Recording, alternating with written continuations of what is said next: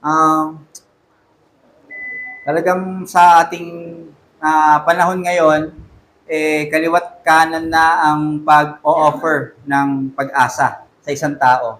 At kung hindi natin susuriin kung ano ba yung pag-asa na ino-offer ng tao na yon, pwede tayong, yung pag-asa na yon, yun dun pa yung ikapahamak natin. Yun pa yung magwasak sa atin, no, in the future. Kaya, talagang lagi nating i-trace saan ba to naka-root, saan ba nakaugat yung pag-asa na ino-offer natin, no, sa atin.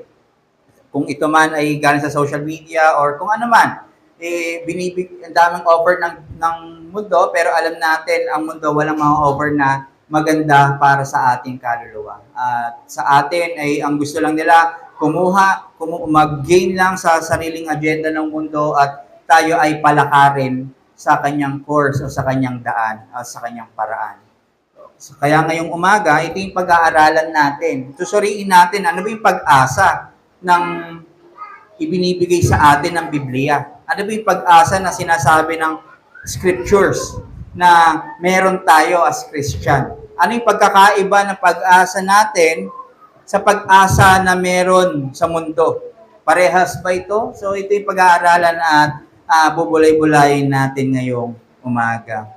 So napag-aaralan natin sa early verses ng chapter 12 ang relationship natin sa Diyos, at itong relationship na ito ay nagdadala sa atin sa pag-submit sa Kanya, sa living sacrifice, na in obedience, in holiness, sa pagsuserve sa Kanya. At nakita natin primarily, ito ay ang service natin sa Diyos ay expressed, displayed sa katawan ni Kristo o sa iglesia o sa church. So we have to honor others higher than ourselves and to express to express this honor sa ating mga kapatid by serving Him. So we understand na hindi lang ito yung itinuturo sa atin na mag-serve lang ng mag-serve. Pero this is calling us to mortify our pride and to mortify our idleness. Na ang isang Kristiyano pala ay may responsibilidad sa kanyang bagong buhay kay Kristo.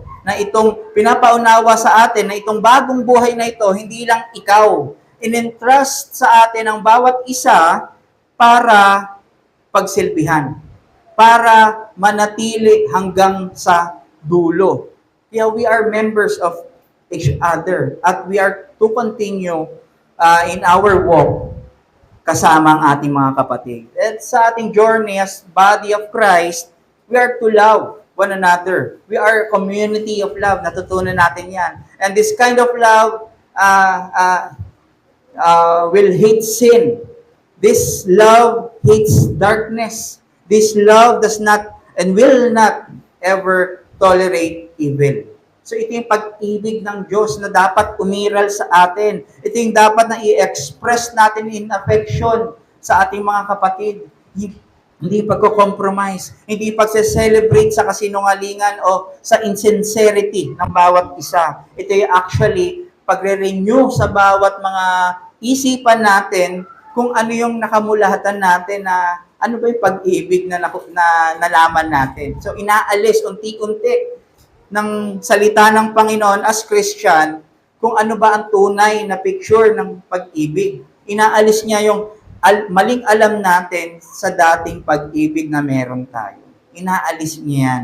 Kaya dito sa verse 11, dito naman sa last time, ito yung honest call sa atin na patuloy nating maging determined tayo, maging zealous tayo sa pag-ibig natin sa ating mga kapwa, sa ating mga kapatid, maging fervent tayo sa pag-serve at pag-uhon ng ating mga gift na ibinigay sa atin ng Panginoon. Kaya sinasabi sa atin, wag nating hayaan na mag-die down ng isang mananampalataya, ang isang ating kapatid, at mag-subside ng kanilang init to serve God and to serve His people. At kasama dyan, sa ating mga natutunan na yan, ito yung pag-aaralan natin this morning. Sa train of thoughts ni Pablo, we are called to be zealous at fervent sa Diyos, at dapat malinaw yung pag-asa natin. Hindi ka lang determinado, hindi ka lang ganado, hindi ka lang diligent, basta-basta na nagsiserve, pero alam mo, may pag-asa ka, kaya ka zealous. May pag-asa ka, kaya ka fervent. May fervency in spirit. Dahil nakikita mo yung hope, yung blessed hope na meron tayo. So we are also called na maging united as one sa pag-asang ito na nasa sa atin ngayon by faith. Kaya ito yung message natin this morning. The church is called to be united as one in the blessed hope that God graciously given to the church. Okay? So, yun yung ating mensahe. At again, ang title natin, The Church United in the Christ-Centered Hope. So, may I invite you to read sa Romans 12, verse 12. Romans 12, verse 12, muna tayo, no? At susunod natin yung mga magaganda pang mga traits na ibibigay sa atin ng Panginoon. So, sabi rito, rejoice in hope, be patient in tribulation, be constant in prayer. So, heaven and earth will pass away, but His word will remain forever. Tayo ay manalangin. Maraming salamat, Panginoon, at kami ay muli makakarinig ng inyong mensahe. Nawa ay hindi magdulot ito ng confusion sa amin, because magkaroon lalo ng zealousness sa pag-serve sa iyo at fervency sa aming pagpananalangin at pag-worship sa iyo in spirit. Kaya maraming salamat at nawa ikaw ang mag-govern sa amin. Let your word speak to us, Panginoon, sa mga oras na ito sa pangalan ng inyong anak na si Jesus. Amen. Okay? So, Happy Lord's Day ulit, mga kapatid. So, last week, sa sermon ni Brother Nico sa John 17, 6-16, pinag-aralan natin yung prayer ni Christ at natutunan natin yung grounds, yung basihan ng high priestly prayer niya ito. So, yung John 17, ito yung high priestly prayer na tinatawag. Na sa panalangin iyon, nalaman natin yung kagandahan ng doctrine of sovereign election ng Diyos para sa kanyang mga tutubusin. Na ang pagliligtas niya, hindi random. Hindi lang siya bigla namili na basta kumuha ka lang dyan, Christ, at kung sino na lang mananampalataya sa iyo. Hindi. Bago pa magkaroon ng creation, pumili na siya. Kilala na niya kung sino yung tutubusin. Kilala na niya kung sino yung pagkakamataya ni Kristo. Mahal na niya, iniibig na niya kung sino man yung lilinisin niya sa mga kasalanan ng mga taong yon. So, ang ganda, no? Ito yung kagandahan ng sovereign election na meron ang Diyos na ginawa niya by grace. So, si Christ naman ay ang inassign ng Diyos at dinesignate ng Diyos para mag-fulfill ng napakagandang plano ng pagtutubos na yon, no? Sa krus ng Kalbaryo. So, this necessitates yung incarnation, na nagkaroon ng incarnation at crucifixion, resurrection, at ascension. Dahil yon doon sa kanilang divine election before the creation of the world. So, ito yung dapat nating palaging i-remind yung ating mga sarili. Kaya naman ang high priestly prayer ni Christ sa John 17 ay very effective, very certain, dahil hindi ito labas sa kalooban ng Ama. Hindi niya ito pinipilit sa Ama na ito gawin mo, please. Hindi. Ito kasi yung plano ng Triune God.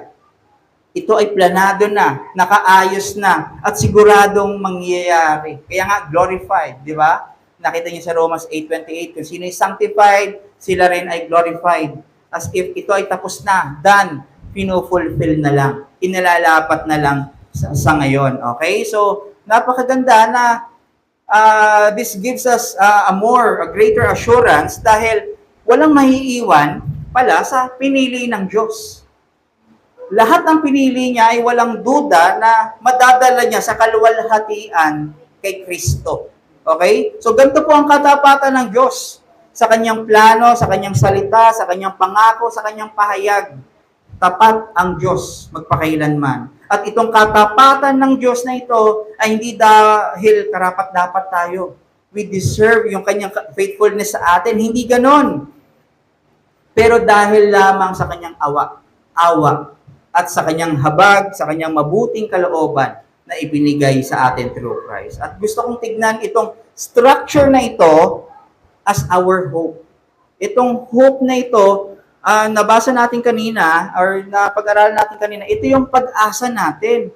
Ito yung katotohanan natin na pinanghahawakan, tinatayuan, na ang ating pag-asa ay nakaugat sa karakter ng Diyos, hindi sa karakter natin. Ang ating pag-asa ay nakaugat sa kanyang salita, hindi sa salita natin. So surely, hindi nagbabago kung ano yung pag-asa natin. Na pag sinabi niyang tutubusin niya ang kanyang pinili, magliligtas si Kristo, mangyayari yun. Hindi magbabago yun. Hindi siya maiinis, ayoko na nga. Hindi niya withdraw kung ano man ang kanyang mga sinabi. So ito yung pag-aaralan natin ngayong umaga. Okay? Gusto ko tignan din, structure natin, ano ba itsura ng hope, mga kapatid? Sa Matthew 4, ito yung temptation in the wilderness. Di ba? Naalala nyo? Ang hope ng mundo, alam nyo po, ibang-iba sa hope sa sinasabi sa Bible. Na nakita natin sa Matthew 4 nga, sa wilderness, ito yung ginamit ni Satanas para linlangin si Kristo. No? Linlangin si Kristo sa pagtitiwala niya sa Diyos. So Matthew 4, makikita natin sa fasting ni Jesus Christ sa wilderness, tinukso siya ni Satanas. At merong ang tatlong bagay na pinantukso niya. Una, dahil gutom si Kristo, tinukso siya ni Satanas na gawing tinapay ang mga bato. Nabasa niyo po yon? Ito ay pagpapakita na ang pag-asa ng tao sa mundo ay sa pisikal na pangangailangan. Tayo pala, pag wala ng pera, pag wala ng makain, wala ng ginhawa, nag-aalala na tayo. Nawawalan na tayo ng pag-asa. Pero dito sa particular na temptation na ito, hindi lang basta inaakit ni Satan si Kristo para lang mag-commit ng gluttony. Pero ang tinuturo dito ay ang pagtitiwala ni Kristo sa Ama. Ang panulokso ni Satan kay Kristo ay paglalagay ng bahid sa pagtitiwala ni Kristo sa provision ng Diyos, na kaya mag-provide ng Diyos sa Kanya. Tinutokso ni Satan si Kristo na gumawa ng sariling pagkain kaysa sa ibibigay at ipoprovide ng Ama para sa Kanya. And as Christians, madalas tayo mahulog dito. Nahulog tayo sa ganitong klaseng tukso na pag wala na tayong makain, wala na yung comfort natin. Pag wala na tayong convenience, nawawala na yung pag-asa natin. Nawawala na yung hope natin. Kaya ang ending, gumagawa tayo ng paraan, nagre-remedyo tayo sa sarili nating lakas at sa tingin nating tama. Kaysa hintayin natin na yung provision ng Lord, ipoprovide ng Diyos. Hindi natin hinihintay yun. Naggagawa na lang tayo ng paraan na alam natin makakabuti natin. Ay, saglit lang naman to. Hindi naman to masyado masama. Hindi po. Minsan ang tingin pa natin, delayed ang Diyos sa panalangin. Minsan hindi tayo pinapakinggan. Naalala nyo si Sarah? Naiinip siya. Binigay niya si kanyang slave, si Hagar, kay Abraham para magkaroon ng anak at matupad yung pangako ng Diyos. Na seemingly parang, teka lang, nagda-doubt ba kayo na hindi kaya ng Diyos na tuparin yung kanyang pangako kay Abraham na magkakaroon siya ng maraming mga lahi? Ganito yung nangyari doon. At sadly, maraming modern churches na nahulog dito. Na ang pamantayan ng pag-asa nila ay comfort. Pamantayan ay ginhawa. Kaya naglipa na yung mga prosperity gospel, materialism. Then equated ito mga to sa comfort at ginhawa. Taliwas sa tinuturo ng Bible. Kaya ang sagot ni Christ, hindi lang nabubuhay ang tao sa tinapay, pero sa salita ng Diyos. Hindi pinagpalit ni Christ sa tinapay ang salita ng Diyos, ang katotohanan. Dahil alam niya, yun lang ang nag-iisang katotohanan. Alam niyang mas mabuti at magsusustain sa kanya ang salita ng Diyos kaysa sa simpleng tinapay na yon na temporaring nabubulok. So, ang tinuturo sa atin nito, magtiwala sa Diyos, sa Kanyang salita, sa Kanyang pangako. Dahil ito ang higit na kailangan natin. Ito ang bumubuhay sa atin. Ang salita niya ang nagsusustain sa atin kaysa pa sa mga material na bagay. Sa salita niya, dito tayo lumalago. Dito tayo nagkakaroon ng maturity sa pananampalataya. Ikalawa na tukso ay yung tukso ni Satan kay Christ na magpatihulog sa tuktok ng templo. Naalala nyo? Dahil inuutusan naman daw ng Diyos sa mga anghel para sagipin si Kristo. Pinapakita rito na ang pag-asa rin ng tao sa mundo ay ang kanyang security. At kung siya ay secured, meron silang pride. Pride of life. O bakit ka, secured ako dyan. Pride, di ba? Hindi ako mawawalan ng pagkain kasi ang dami kong yaman. Pero dito sa ikalawang temptation na ito, hindi lamang po doon. Hindi lang ito basta tinutokso si Satan ni Satan si Christ para magkaroon ng pride of life. Hindi ganon. Pero ang pinapakita dito, tinutokso ni Satan si Kristo para gamitin ni Kristo ang salita ng Diyos sa sarili niyang agenda. Tignan niyo ang mundo, kahit Christians, ang trend ngayon, manifestation, ay manifest. Name it and claim it. Manifesting ka sa isang bagay by faith. Di ba? So, hyper faith ito, mga kapatid. Hindi ito yung tama na pananampalatayang meron ang scripture. Na as if inuutusan mo ang Diyos para gawin ang gusto mo. Ang focus nila ay masunod ang agenda nila, hindi yung agenda ng Diyos para sa buhay nila. Pero tignan niyo po ang tinuturo ni Christ. Huwag mong subukin ang Diyos. Hindi niya pinagpalit ang kalooban ng Diyos sa kahit anong bagay. Kahit na yung security. Dahil ang tinuturo sa atin ni Christ, mas secured siya pag nagpapasakop sa kalooban ni Kristo, ng Diyos. Mas secured siya kung siya ay namumuhay God-centeredly. No? Alam niyang mabuti ang kalooban ng Diyos at tapat. At hindi siya iiwan at hindi siya dadalhin sa kapahamakan. Kaya sa atin, dapat ma-reflect din natin ngayon. As Christians, palagi nating tinetest ang Diyos. Sige nga, kung talagang dakila ka. Sige nga, kung talagang makapangyarihan ka. Gawin mo to. Minsan may ganun tayo, di ba? Sige nga, magsaserve ako, basta gawin mo lang to. Anong sabi ni Christ ulit doon? Huwag mong subukin ng Diyos. Na as if deserve natin na i-bless ng Panginoon. Dapat sa atin, impyerno. Very self-centered tayo eh. So ang lesson nito mga kapatid, ang tunay na pag-asa sa Diyos, o maasa sa Diyos, ay hindi nag-uutos ng gusto niya sa Panginoon. Hindi nag-uutos ng agenda niya na gawin ng Diyos para sa kanyang buhay. Hindi nagpipilit ng kung ano yung gusto natin, pero nagpapasakop sa kalooban ng Diyos kahit pa yung kalooban na yun, napakahirap. Punong-puno ng krus.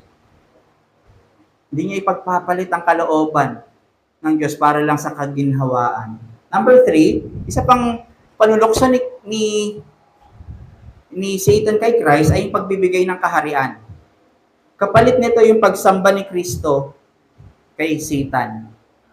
Pinapakita dito na ang pag-asa rin ng tao, naturally, ay ang magkaroon ng kaharian. Kaya nga, we are building our own empires eh. Di ba? May kapangyarihan, karangyaan. Gusto nilang tingalain sila.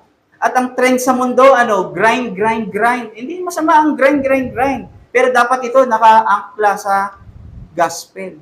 Pero kung grind ka, para lang for the sake of the career, status, magandang reputation, influence, entitlement, yan ay building your own kingdom sa mundo, which will fall. Dahil lahat ay kakalawangin, lahat aanayin, lahat masisira. Pero again, di lang ito basta tinutokso ni Satan si Kristo para bigyan ng kaharian. Pero ito ay pagpapakita ng instant kingdom at magkaroon ng sariling glory sa Ama. Di ba naalala mo sa John 17, luwalhatiin mo ako katulad ng meron ako nung ako ay nandiyan pa. So, kailangan niya pagdaanan yung suffering at death para sa kalwalhatian niya. Sinasabi ni Satan, sinasabi niya, wag mo nang pagdaanan yun. Pwede kong ibigay sa'yo. Instant, di ba? So, sa atin, pinapakita na yun yung ating kagustuhan. Magkaroon ng instant na glory, instant na kapangyarihan, reputation. Nare-realize po ba natin kung ano inaalok kay Kristo? Victory. Glory and victory ni Satan na hindi kayang ibigay ni Satan. Hindi po ganito yung tinuturo ni Kristo.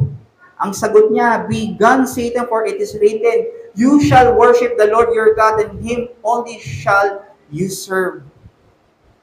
At dinemonstrate niya ito sa krus. Ang pagsaserve niya sa Ama ay sa kaparaanan ng krus. Ang pagluluwalhati niya sa Ama ay sa kaparaanan ng krus. Ang katagumpayan, fulfillment ng kanyang task ay sa paraan ng kamatayan sa krus. Nakita niyo pong humiliation niya. Hindi pinagpalit ni Kristo ang instant at self-glory sa glory ng Diyos. Dahil ang aim niya ay mag-glorify ang Ama.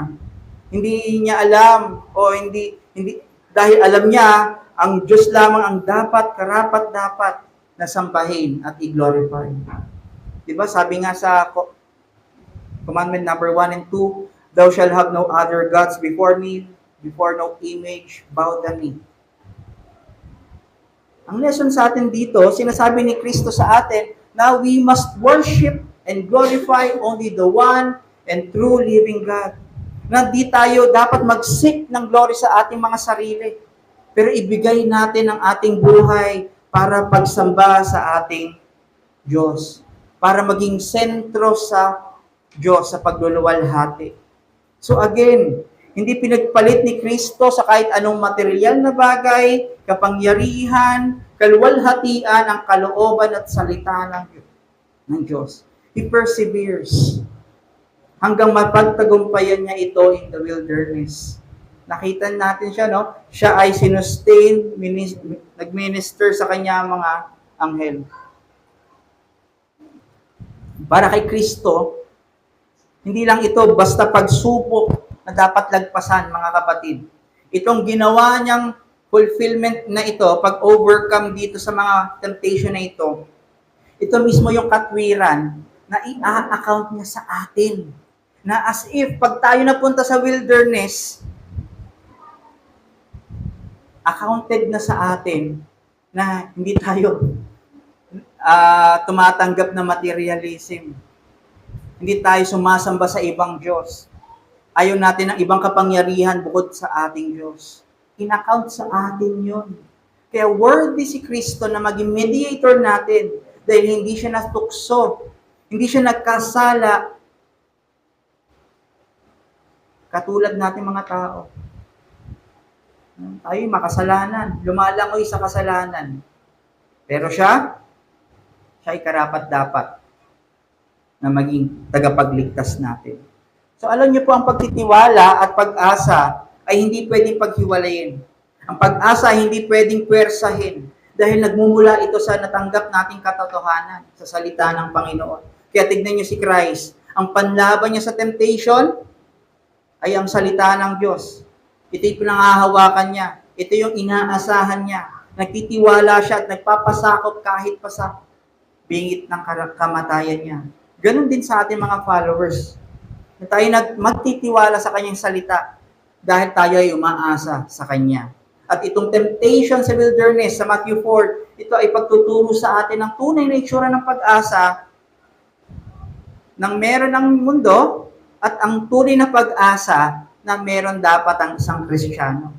Ito ay pagpapaliwanag na kung paano tayo mamuhay ng may pag-asa dito na nagre-resist sa mga pag-asa ng mundo at nagpapatuloy sa pag-asa sa Diyos na seemingly parang walang pag-asa dito.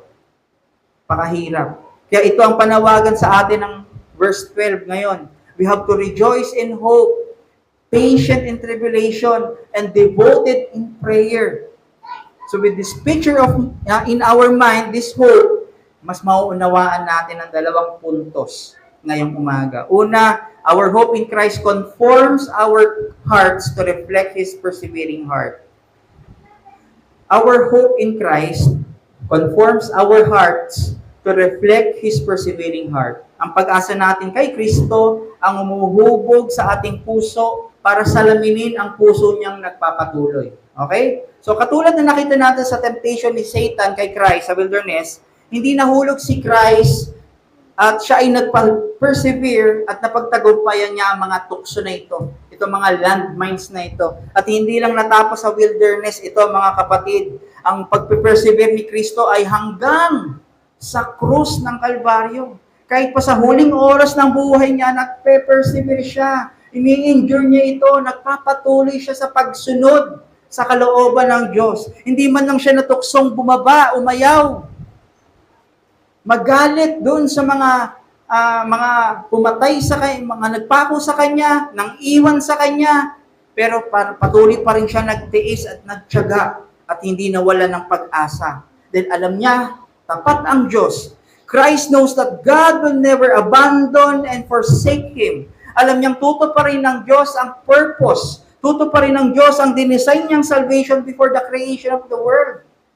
Hindi ito katulad ng contractor ngayon, no, na hindi tinutupad yung mga design. Kaya nagpe-fail sa huli. Pero ang Diyos, maingat niyang pinofulfill.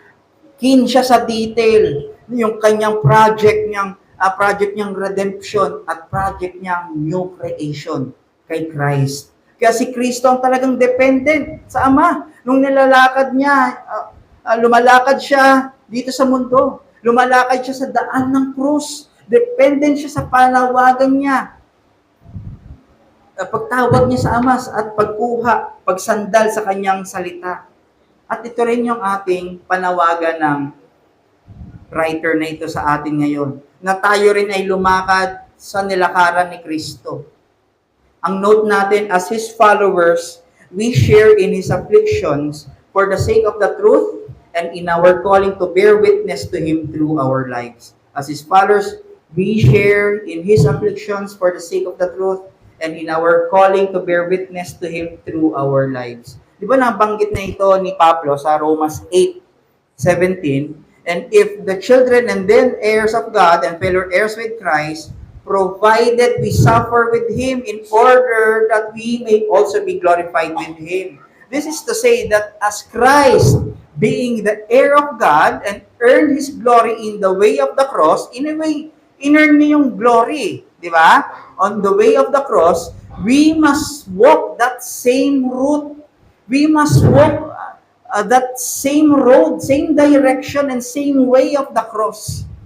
As His body and co-heirs of God, hindi pwedeng meron tayo inheritance na katulad niya, hindi tayo pwedeng meron tayong glory na meron siya, pero yung paglakad sa daan ng krus at ng pagtitiis ay hindi natin daraanan. Hindi po pwedeng ganon. Kailangan kung ano meron siya, inheritance, riches, glory, pati yung sufferings, meron din tayo. Na-i-imitate din natin yan, mga kapatid. Hindi pwedeng hiwalay ang ulo sa katawan. Kung nasaan ang ulo, kung saan siya naglakad, saan siya pumunta, nandun din ang katawan. Saan ka makakita ng hiwalay? Di ba na? Nakakatakot. Kaya sabi ni J.C. Ryle, ang ganda, the servants of Christ must not be surprised if he has to drink the same cup of his Lord. Napakaganda. Kung kailangan nating inumin yung cup ng kamatayan ni Kristo, gagawin natin. Meaning we are to anticipate talaga ang tribulations. As Christ said in John 16:33, in the world, you will have tribulation, but take heart. Disciples, my church, my beloved brothers, take heart. I have overcome all these things in the world. I have overcome all. Wala akong itinira. Wala akong itinirang sumpa sa inyong mga puso. Wala akong itinira na parusa ng Diyos na para sa inyo. Inako ko lahat. As Christians, di ba tayo nagtaka kung di ba tayo nagtataka nung nakakaranas tayo ng afflictions, paano tayo nakaka-pursue?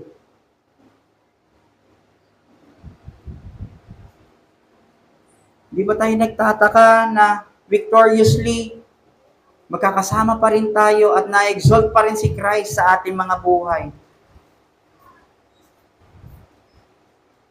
Kasi we cannot escape yung path ng cross na yon. Pero we cannot escape the grace of God in Christ na intended for us. As Christians, we must follow Christ's steps victoriously. Dahil this means, even though we are afflicted, we will never be losers. We will never be failures. Because we are more than conquerors in Christ. Ang paglakad natin sa krus na daan na ito ay hindi kagaya ng kay Christ na salvific. Pero isang marka na tunay na tayo ay followers ni Jesus Christ. Na tayo ay tagasunod niya. Kaya we rejoice. Kahit pa nahihirapan tayo, dumaraan tayo sa apoy ng pagsubok, we rejoice and we continue. Because we love Christ, and Christ is in us, and He loves us. Ganyan niya. Kamahalang church, pinatunayan niya na yan nung namatay siya sa krus. At hanggang ngayon, pinapatunayan niya na nakaka-survive tayo sa maraming pagsubok sa buhay natin. Naalala ba natin, no? Yung pag may pagsubok tayo, ang laki-laki na parang naka-zoom in. Ngayon, natatandaan nyo pa ulit, bigay kayo ng pagsubok na 10 na nahirapan kayo ng mga time na yon. Hindi nyo alam kung paano tayo i-sustain ng Diyos. Let me clarify, no? We are not masochist. Kasi ito yung mga tao na naghahanap ng pain at sufferings dahil they find pleasure, they find happiness sa sakit na ito or sa mga pagpighati. Hindi ganito yung sinasabi nito, mga kapatid. Hindi rin tayo nag-hold ng asceticism na we deny pleasures and joy of life dahil they believe na ang sufferings, it brings them closer to Christ. Yung sufferings per se, hindi rin ganito ito. Pero ang sinasabi natin dito, when we are rejoicing in sufferings or trials or in hope, ito ay simply, we are rejoicing sa object ng hope natin. Ito ay si Kristo. Dahil God is accomplishing His purpose in us using struggles. At nakita nga natin, ito ay accomplished kay Christ sa atin. Sabi po sa James 1, no? Count it all joy when you meet trials, for it tests our faith, produces steadfastness.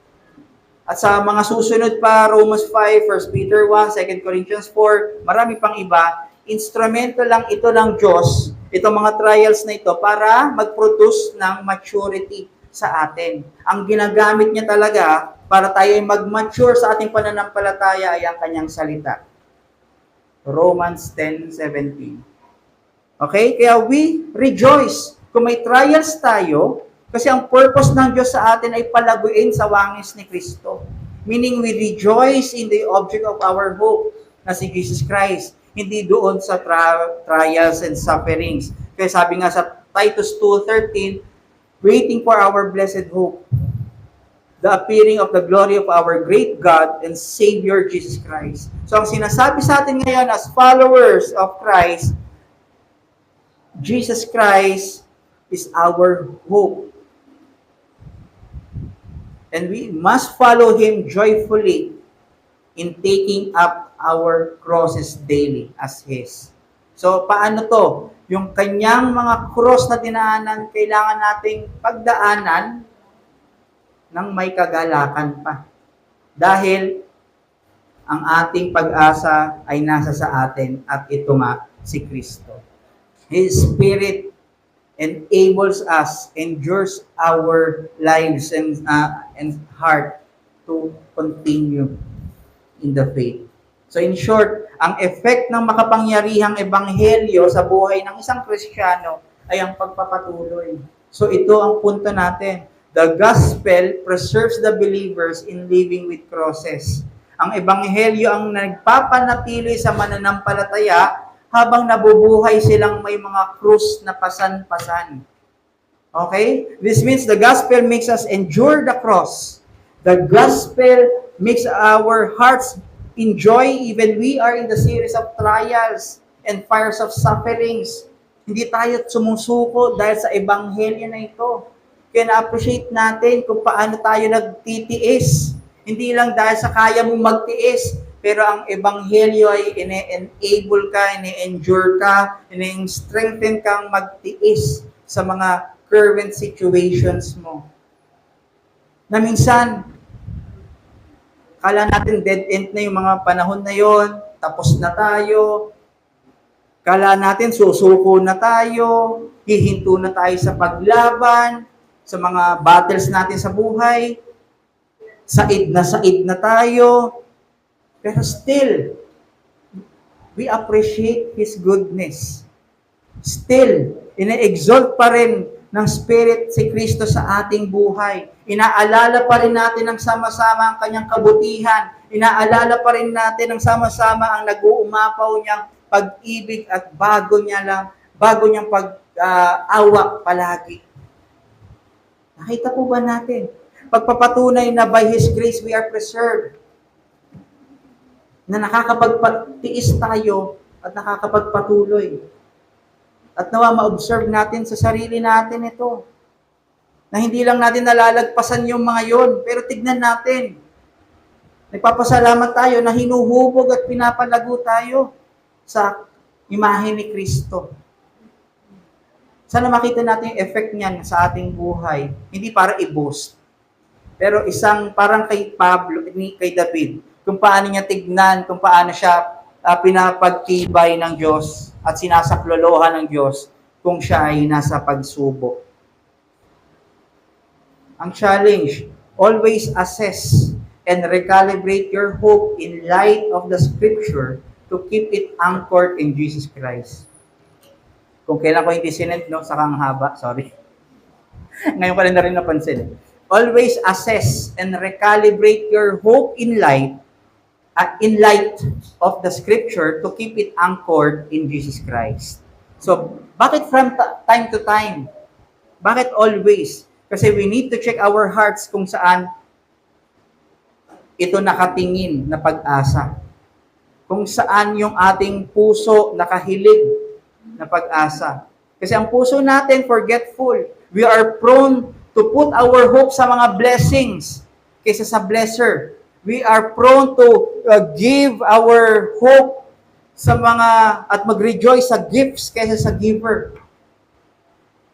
At pag mali na ang puso natin, iba na ang trajectory, iba na ang tinitignan nito, hindi na kay Christ ang papunta ng ating buhay. Mali na magiging actions natin at kung paano natin tignan ang mga bagay sa mundo. Our direction is skewed if our starting point is in error. Sira.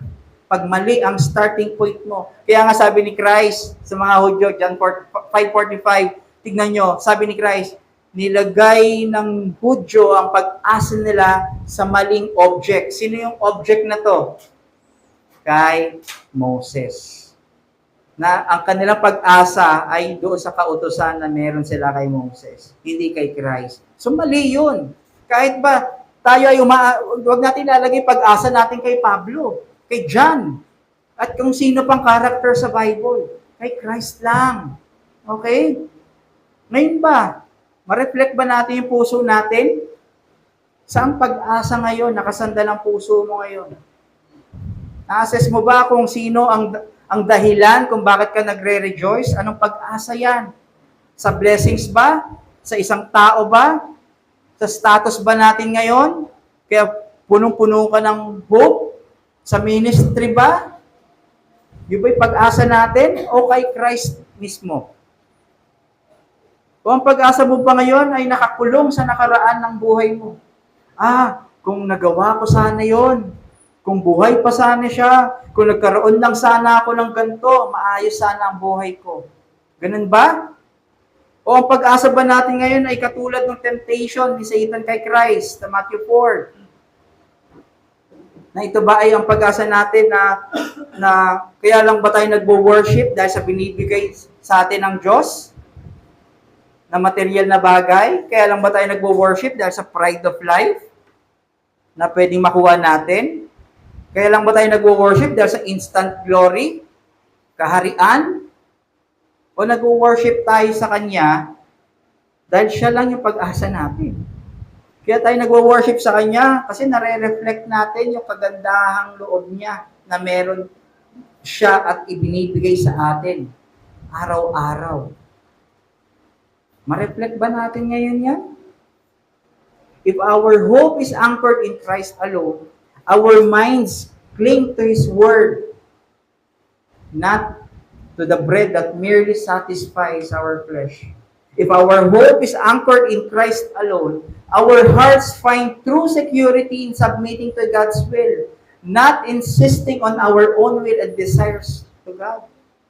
If our hope is anchored in Christ alone, our lives are devoted to glorifying God, not seeking self-glory. Alam niyo po mga kapatid, we are blessed dahil binigyan tayo ng pag-asa ng Diyos kay Kristo. At we are blessed na malinaw sa atin ang pag-asa na yon. Dahil sa buhay natin, yung ating existence, wala talagang pag-asa. We are just merely existing. Dahil ang pag-asa lamang ay nakikita kay Christ. So kung may buhay na tao at wala kay Christ, they are hopeless. They are aimless. They are directionless sa kanilang paglalakad. Kaya as Christians, tatalikuran pa ba natin yung pag-asa na ito? If we are being hopeless, we undermine His ability. Kung tayo ay hopeless ngayon, we undermine His power and faithfulness. May hinahanap ka pa bang powerful kaysa sa Diyos? May hinahanap ka bang faithful kaysa sa Diyos? Wala na. Iko-compromise pa ba natin ang pananampalataya natin kapalit yung pag-asa na totoo kay Christ? Papayag ba tayong madaya ng kasalanan para bitawan yung solid na pag-asa na ito kay Kristo? Dahil kung tatalikuran natin yung pag-asa na ito na si Kristo, tanong ko, sino pang magiging pag-asa mo? Sino pa yung pwede natin maging pag-asa? Ano pa ang pwedeng maging pag-asa natin? Yung ginhawa, yung karir, yung trabaho, yung pera, kapangyarihan, influence, yaman? Yan ba maging gusto mong pag-asa ngayon? Sabi sa Lucas 12:20-21, hangal ka, sa gabing ito'y babawiin ko sa iyo ang iyong buhay. Kanino ngayon mapupunta ang hinanda mo para sa iyong sarili? Kung yung mga pag-asa na yon ay yun yung inaasahan mo, it is foolishness, sabi ng Bible. Meaning kahangalan ang ipagpalit si Kristo para sa mga sandaling pag-asa. So kung bibitawan natin si Kristo at hindi tayo magpapatuloy sa Kanya, kapalit yung mga temporary na pag-asa sa mundo, wala na tayong makikitang pag-asa pa. Wala nang pwedeng mamatay para sa atin para maging pag-asa natin. Wala na tayong makikitang perfect na karapat-dapat na mamatay at sumalo ng ating sumpa. Wala na. Wala na kapatid. Dahil ang pag-asa natin ay established na at ginawa ni Kristo sa krus, sa kamatayan at sa kanyang resurrection. At kung ikaw ay wala pa kay Kristo, ikaw ay nabubuhay ng walang pag-asa. Kung natatanggihan mo si Kristo, ang tunay na nagbibigay ng pag-asa, nag-iisang pag-asa, wala ka na makikita kahit saan na pag-asa. Lahat temporary magfe-fail. Sa aasa sa gawa mo, sa ugali mo, Sa parents mo, hindi kanya matutulungan, lalo na sa usaping eternal. Lahat yan ay hopeless. Hindi ka makakakuha na kahit katiting pag-asa dyan.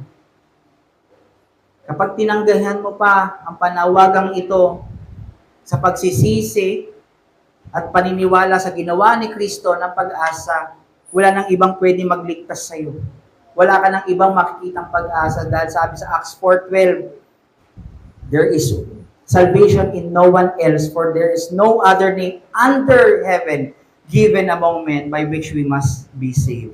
It is through and only through His Son, Jesus Christ, who died on the cross para magtubos ng kasalanan ng mga makasalanang tulad mo at tulad ko, kapatid.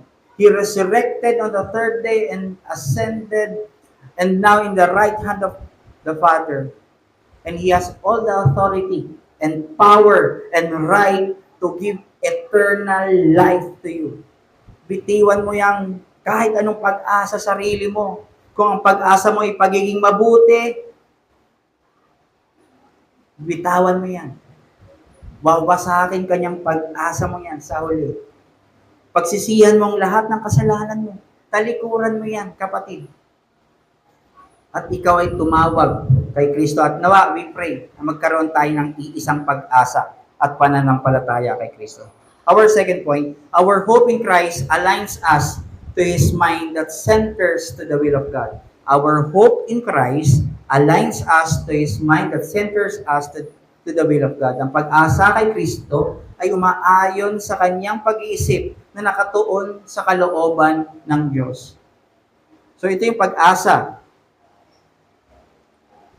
Ang pag-asa natin ay hindi lang nagtitiis, nagpapatuloy ng may kagalakan, pero ito rin ay pag-asa na naglilid sa Kristiyano na may ayos ang kanyang isipan, puso sa kalooban ng Diyos.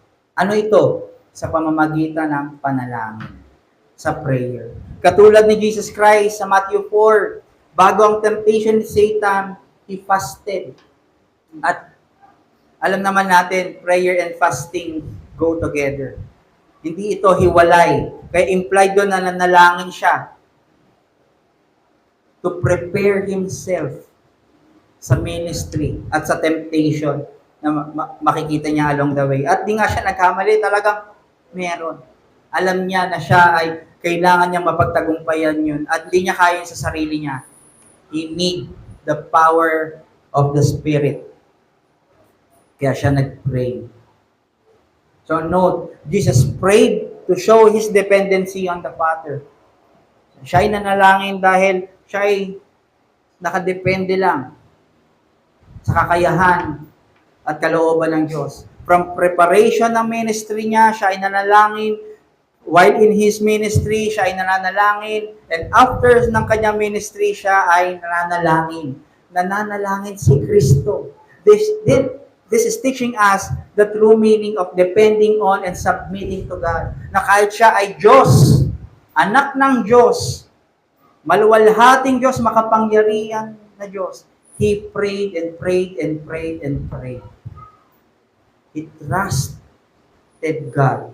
Paano pa kaya tayo mga feeble and weak creature na prone na tumingin sa sarili at mag-disobey sa indwelling sins? Or mag-obey sa indwelling sins.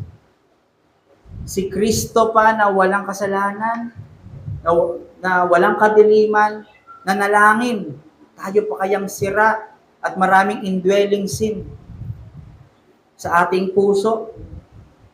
This is to say na very dear at chine-cherish ni Kristo ang communion niya with the Father.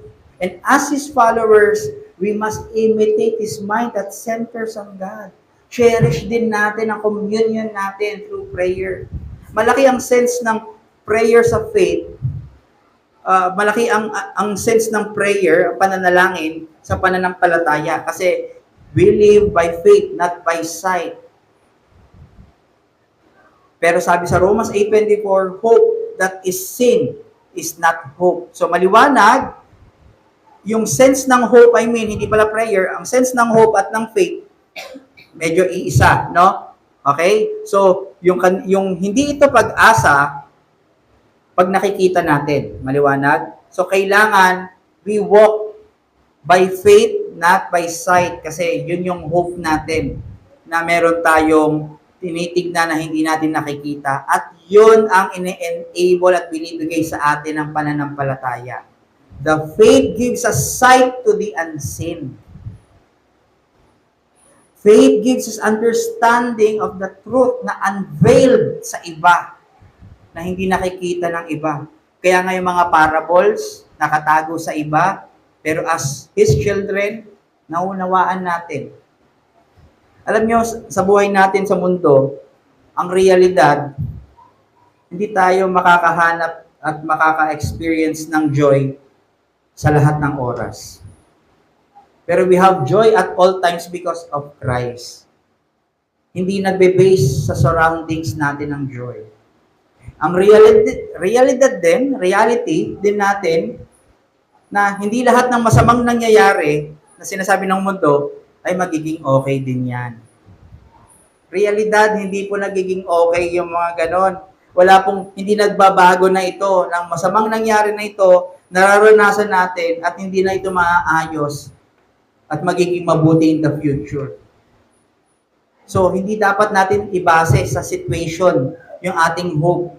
Kaya we persevere kasi ang hope natin ay eternal kay Kristo. Hindi sa mga situation na nangyayari. Sinasabi ko to kasi baka maging situational na, bakit ganito?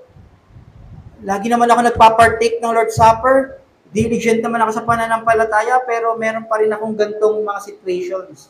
Sinasabi ko po ito dahil hindi yon yung intention ng hope. Ang hope natin, we can walk to that hope with a joyful heart dahil na kay Kristo tayo. Okay? Isa pang realidad natin na hindi na maayos yung problema at may babalik sa dati. Di ba yung maging maayos lang at maging ang hope natin maging maayos sa future. Ito naman, ang hope natin, kaya ginagawa natin ngayon, inaayos natin ngayon para mabalik sa dati. So, realidad na wala nang, hindi na natin maiaayos yun. Pero, ang sinasabi sa atin ngayon, we pray and we have hope para ma-deal natin yung mga bagay na yon na sira ngayon, ma-deal natin yon para ma-deal natin na may buong pag-iingat at may kabanalan. Hindi para ayusin. Maraming bagay sa atin na dumadaan ng sira at hindi na talaga natin makukumpuni. Yan na yun. So, ang tanong dyan, masisira ka ba doon sa sitwasyon na yon? O i-conquer mo yon by faith in Christ? Mahuhubog ba sa'yo, masuserve ba ang purpose ng Panginoon sa pag-allow niya sa certain situation na yon para ma-conform tayo sa imahe ni Kristo? O yung ba ay yung mag-stumble lang sa'yo? So, hinire-ready tayo ng salita ng Panginoon na kung ano man ang makita natin along the way na seemingly real, hindi yan ang realidad. Ang realidad ay kung sino at ang plano ng Diyos sa ating buhay.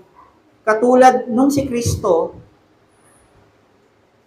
alam niya hindi realidad na makasalanan ang mundo, pero yung kanyang pagharap doon, ang realidad ay hindi yung pagtigil niya sa kanyang paglalakad at pagsunod sa kalooban. Ang realidad ay matuloy ang sufferings at kamatayan niya dahil ito ay ang purpose ng Panginoon sa atin.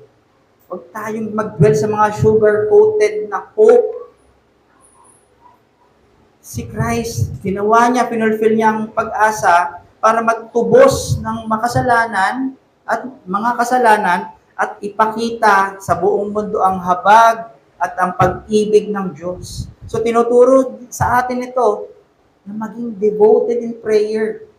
Hindi lang tayo hopeful, pero we devote in prayer dahil nakasubmit tayo sa kalooban ng Ama. Alam natin na ang end nito ay good, pero paano tayo kikilos? Paano tayo magpapatuloy? We pray.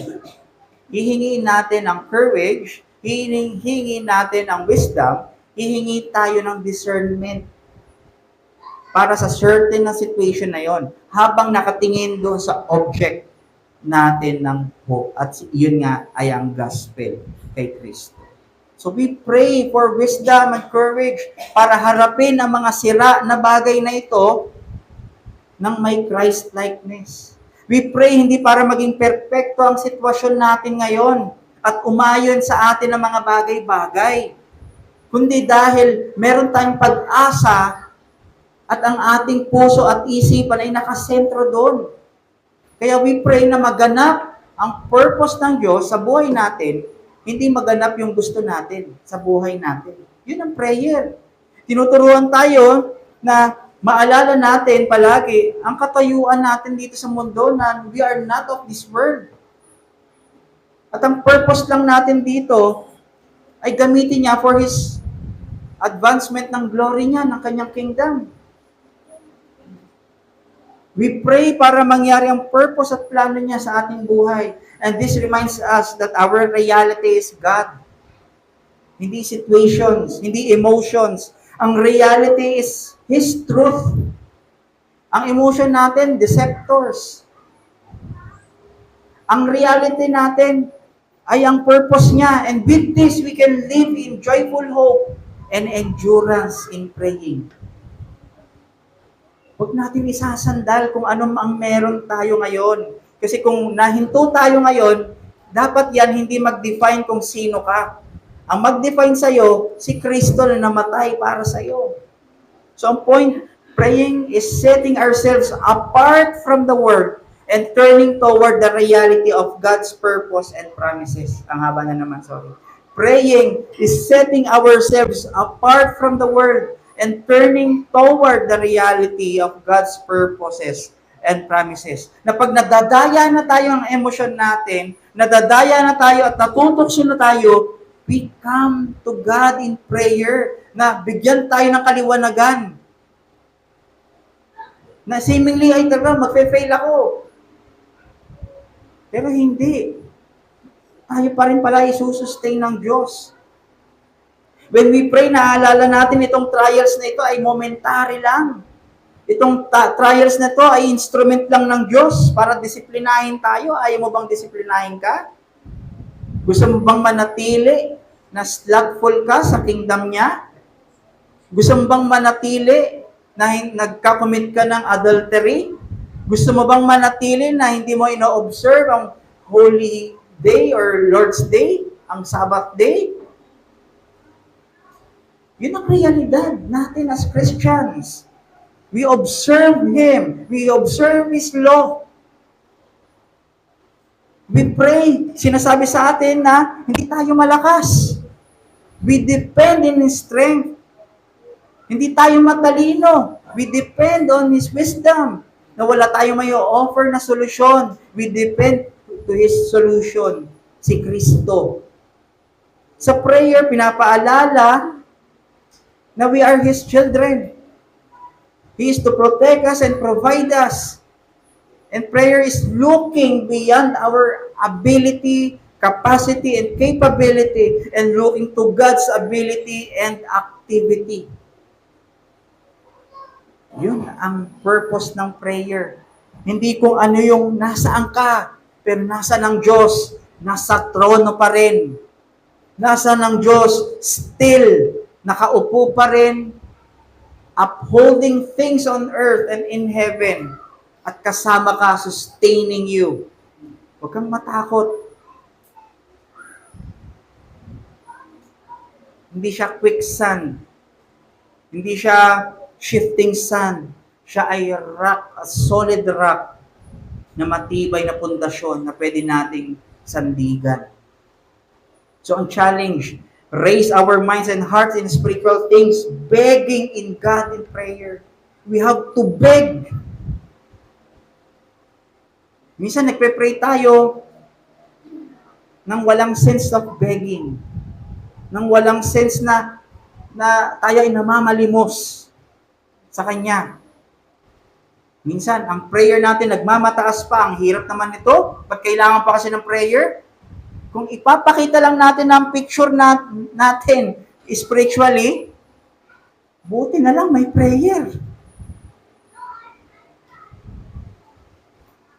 We must beg bigger in God persistently. We must beg to see and understand these things. Tayo ay humingi ng awa sa Kanya. Mamalimos tayo ng understanding para maunawaan natin nangyayari. Mamalimos tayo ng awa niya, ng sustenance niya, ng provision niya. Napapaalala na hindi tayo entitled, hindi tayo deserve para bigyan ng pagpapala. Pero lahat yan ay grasya niya lang. We must be persistent sa prayer. Ask God to reveal areas of our hearts. May pride tayo at i-cultivate ang ating humility. I-guide tayo at palakasin tayo. Mag-rely lang tayo sa strength niya, sa kapangyarihan, hindi sa kakayahan natin. Ang problema, kadalasan we are impatient sa situations natin at nagsisik tayo sa ating mga kaparaanan. At kung impatient tayo without His faithfulness, without His word, mahilig tayo sa instant. Mahilig tayo sa instant comfort. Kaya tayo nagko-compromise. Kaya tayo tumitigil, lumilihis ng konti, binebend ang kautusan kasi we need instant comfort. Nakakatakot yun. Kasi pwede yun, hindi ka na makabalik. Mga kapatid, walang instant. Sa lakarin natin sa krus, walang instant. We are to walk talaga sa intended na road natin ng Diyos at designed ito para sa Kanyang mga anak. Hindi pahirapan, pero i-purify. Gawin tayong blameless, unblemished bride ng Kanyang anak. Sino dito ang gustong ibigay ang kanyang anak sa madungis, sa hindi ayos na isang tao? Siyempre gusto mo na maayos. Ganon din ang Ama. Ipe-present niya, ibibigay niya sa atin, ay bibigyan niya tayo ng talagang sinanctify sa kanyang katotohanan. John 17:17. Isa-sanctify tayo sa katotohanan. Kaya kung tayo ay patient and devoted sa prayer, this means we are longing on how God governs us. I-govern mo ko bukas, Panginoon. Huwag yung sarili ko ang mag-prevail. Pinaprocess tayo. Ang kagandahan sa pag-govern niya sa atin, hindi niya pinipwersa. Kasi masisira tayo eh. Kaya, di ba, God treats us like the bruised reed. Sobrang ingat niya, very delicate niya, iniingatan at tinitignan tayo. There we are easily broken.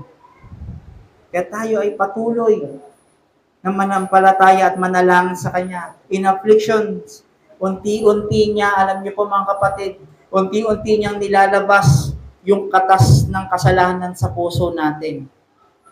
Di ba yung sa nyog ba yun? Hindi naman yung isang ganyanan eh. Unti-unti, pine-press down hanggang makuha yung mga impurities lumabas. Ay, may iwan yung impurities at yung mga purong kakao, gata, lumabas. Sa atin ganon. Para dito sa mundo, matanggal sa atin, mahiwalay sa atin yung mga indwelling sins. Pride, yung greed, covetousness, yung mga respectable sins natin na tinatago-tago natin, pati yan tatanggalin niya. Kaya kailangan natin ng pagtitiis. Ang pagtsatsaga, mapait yan. Pero sa dulo, napakatamis ng bunga nito. Kasi ang bunga nito ay conformity kay Kristo. Maraming disappointments sa mundo, maraming inconsistencies, maraming unfaithfulness. Kaya nga nananawagan ng Diyos, huwag kayong mag-dwell sa mundo. Mag-dwell kayo sa akin, sa salita ko, kasi consistent ako sa aking salita. Faithful ako sa aking salita at hindi kayo madi-disappoint dahil hindi ko kayo iiwan, ipo-forsake at i-abandon na. Yan ang character ng sinasamba natin.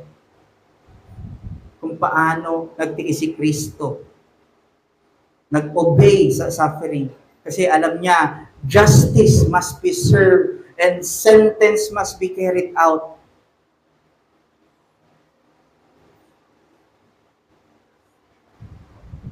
At Apostle Paul is calling us to manifest yung produkto ng ginawa ni Kristo, ng produkto ng kanyang obedience, zealousness ng salvation, ng ginawa niyang works sa krus.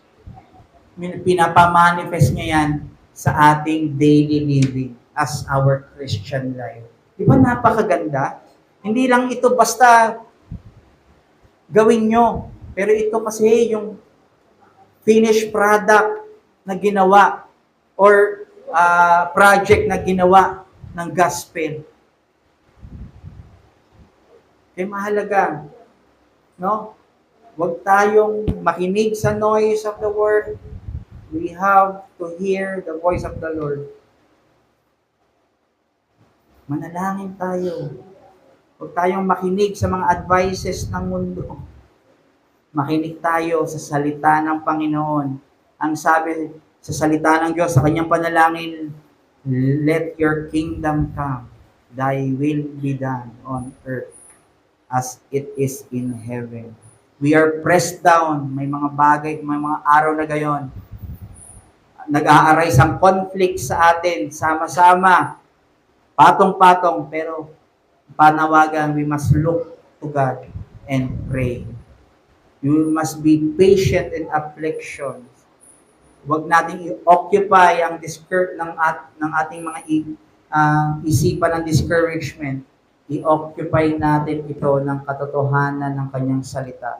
I-occupy natin ng gospel. Gusto ko lang magtapos sa sinabi ni Daniel Doriani.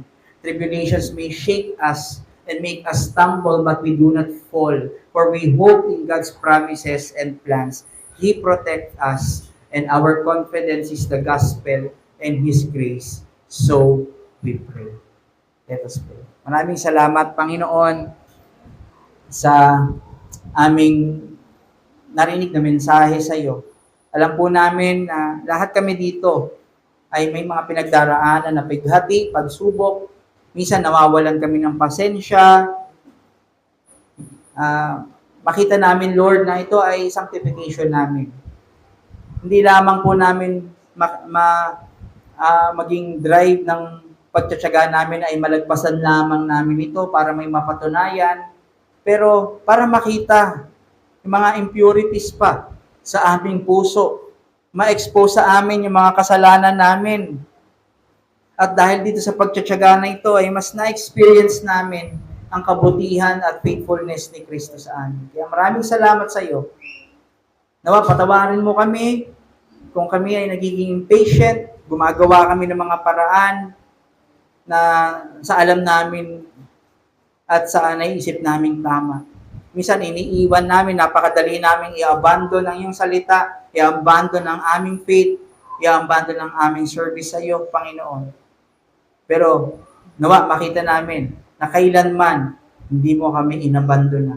Ikaw ay patuloy na naging tapat. Na habang nagbabasa kami sa iyong salita, this proves lang na available ka at you are near to us, Panginoon, and you speaks to us. Kami lamang po ay hindi nakikinig. Kami lamang po ay walang oras sa iyo. Kaya patawarin mo kami at nawa makonvict kami nito at lalong makatulong sa aming sanctification at pagpapatuloy sa iyong kingdom. Maraming salamat sa pangalan ng iyong anak na si Jesus. Amen. Para sa ating response hymn, awitin natin ang Christ, our hope in life and death.